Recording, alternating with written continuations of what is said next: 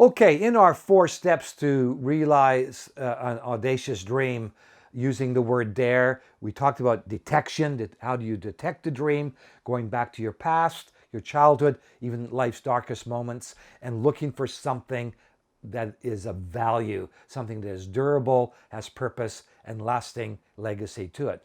Now I want to talk about the second step, or the second element. How do we amplify that dream? And that's where really people come into this, because we want this dream to be more than just a self-indulgent kind of exercise. Just because I always wanted to do it, I will do it. That's certainly part of it. Self-pleasure and gratification is critical here. But also, we want something that's going to be large, that will leave a lasting legacy, as we talked about in detection. And so to amplify a dream, it needs to involve others. We can, it's kind of like a dream squared, where it's exponential in terms of its impact upon others. And in the first part with detection, I talked about going to life's darkest moments. Let me tell you a quick story about a group of people who had a dream. Initially, it was a goal, and then they amplified it to have long-lasting. It was simply a long-lasting effect. It was simply a community in northern Japan. And I first came across this community after the tsunami in 2011. And as I was sitting with Mr. Sato in an evacuation center, hearing his story, he told me that nobody died on his island in 2011. 1,500 people, they all survived. And this is why they all survived. No loss of life. Because over 1,000 years previously, there had been a similar sized earthquake, almost the identical epicenter. Modern geologists have verified all of this in the year 869 AD, and the fishing village was there. And on the day that the earth shook, everybody in that village over 1,000 years ago knew what to do: go to higher ground. So half the village went to the most convenient hill within the village itself. The other half ventured to the higher hill, slightly more convenient, further away. From both vantage points, they watched the phenomenon happen.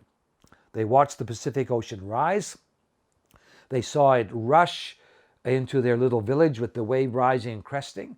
They saw it destroy the houses and fishing vessels below. But the people on the higher hill could see something the people on the lower hill could not. They saw a second wave. And the reason they could see it is they had a 360 view. They had an amplified vision of what was happening. And they saw this second wave circle the island, rush up, converge with the first. At the bottom of that first hill, it fountained up, and it washed everybody away off that first hill, totally enveloping it. And so the survivors had a goal: never let this happen again. And then it became a dream that they would never lose people again in such a disaster. So they erected a tsunami stone. And at the top of the hill, it simply said, if the earth shakes, don't come here, go there. And Mr. Sato told me that through 55 generations, this was taught to children. And even for him, and Mr. Sato has now passed away, he was then in his late 70s when I met him, but he said when he was 8 years old, his class was taken up to the top of the little hill to read the tsunami stone and hear the story. It had become part of the local curriculum. And as a result, in 2011, on March 11th, when the earth shook, everybody knew what to do. Not only go to higher ground, but go to the further, more inconvenient hill. And as a result, no one lost their lives. And for the first time in over 1,000 years, those people on that hill saw the same thing that their ancestors had seen. They watched the Pacific Ocean rise. They saw it rush into their village, crest as a wave, destroying houses and vessels below. And they saw the second wave come in, converge with the first, fountain up, totally enveloping that smaller hill. And that second wave then washed that tsunami stone away. They've now, of course, made one subsequent to that.